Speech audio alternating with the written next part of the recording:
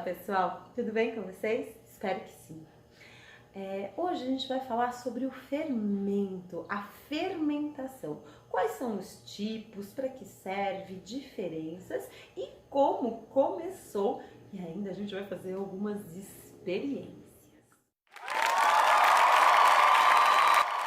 Há muitos milhares de anos atrás, quando o homem começou a aprender sobre a agricultura, como plantar, colher, o tempo certo das plantas, ele começou a guardar comida. E quando ele começou a guardar trigo, frutas e até leite, algo acontecia misteriosamente. Aquela fruta ficava com um gosto diferente. O leite ficava com uma outra textura. Pois é, eles se transformavam em vinho ou até em queijos. Pois é, isso acontecia por causa da fermentação. Mas o que é fermentação? Todo mundo se perguntava, mas ninguém sabia ao certo o que acontecia dentro da comida.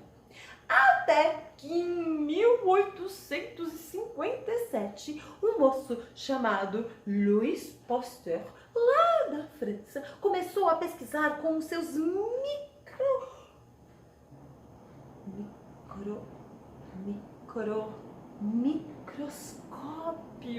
pois é, os seus microscópios, e começou a ver as coisas pequenininhas um pouquinho maiores.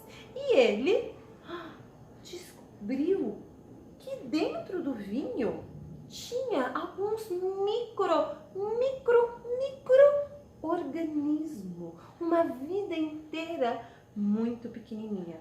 E que essa vida se alimentava. E que um tipo de micro-organismo, quando comia o vinho, o suco de uva, transformava o suco de uva em vinho. Mas quando outro tipo de micro-organismo entrava no suco de uva, transformava ele em vinagre. Pois é, pessoal.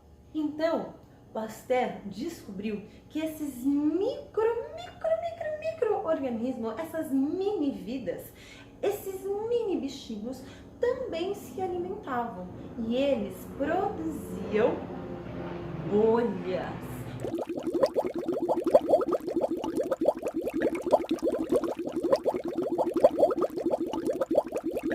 Causava a fermentação do leite, da uva, do pão e de vários outros alimentos.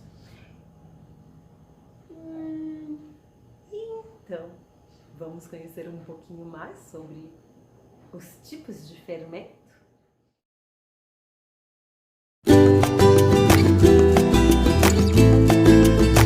Existe um tipo muito antigo que se chama fermento natural. Um fermento muito simples, feito de água e farinha. Você junta os dois e espera os micro-organismos do ar devorarem todo o açúcar que tem lá dentro. E eles vão comendo e vão soltando bolha. E essa mistura vai crescendo. E essa é o fermento natural, né? Que o pessoal chama. E você conseguia fazer, você tira um pouquinho desse fermento, coloca na sua massa, ele vai se proliferar, vai crescer, vai juntar um monte de família e vai fazer o seu pão, a sua torta, a sua pizza também crescerem um montão. O tempo foi passando e as pessoas começaram a pegar esse fermento natural e prensar e colocar na geladeira. Quando você coloca ele na geladeira, os micro-organismos ficam todos preguiçosos e dormem. E aí eles param de comer o açúcar, param de crescer e ficam lá paradinhos, adormecidos. E aí, você pode encontrar em qualquer mercado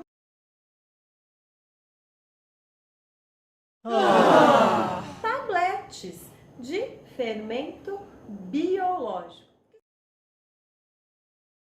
né? Que lá dentro tem esses micro-organismos. Então, eles estão lá adormecidos dentro da geladeira. Então, você vai precisar acordar ele para que ele possa fazer o seu pão crescer.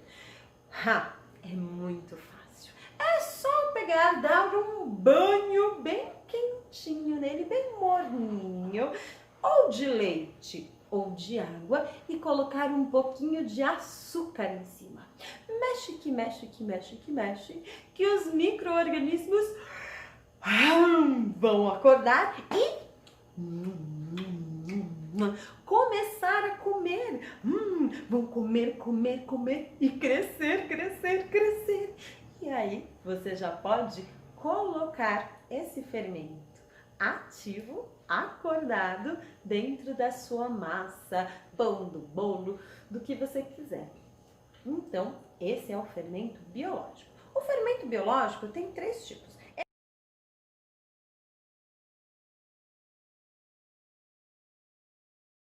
Esse de tabletinhos, que é o seco.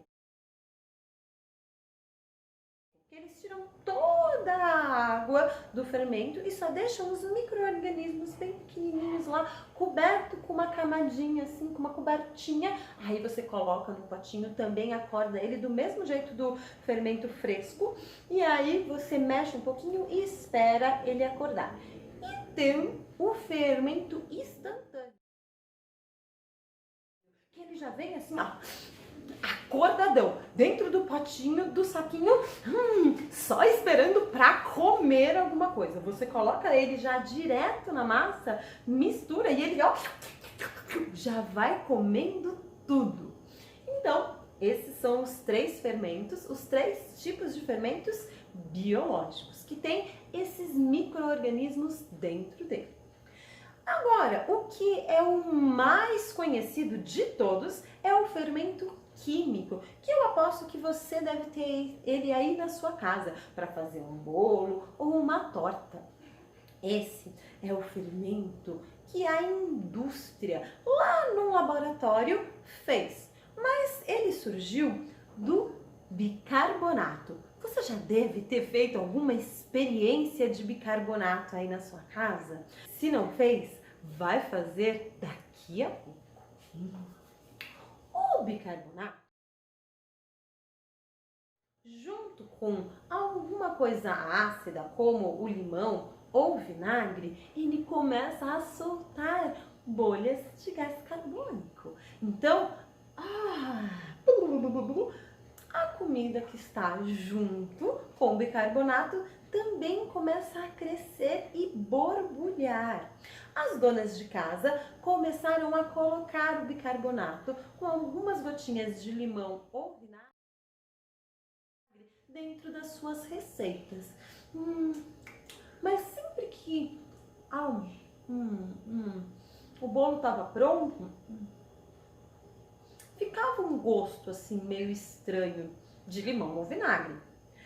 Aí, o pessoal da indústria pensou, até que tiveram uma ideia de juntar o bicarbonato com algum tipo de ácido que não tivesse um gosto tão marcante como o vinagre ou o limão para colocar dentro das receitas. E aí surgiu o fermento em pó. Mas lembre-se, o fermento em pó é o último a ser colocado dentro do bolo, porque ele, com um pouquinho de água, já começa a borbulhar e fazer o seu bolo crescer. Então, coloca um pouquinho de fermento, mexe devagarzinho, coloca a massa na forma e já pro forno, certo?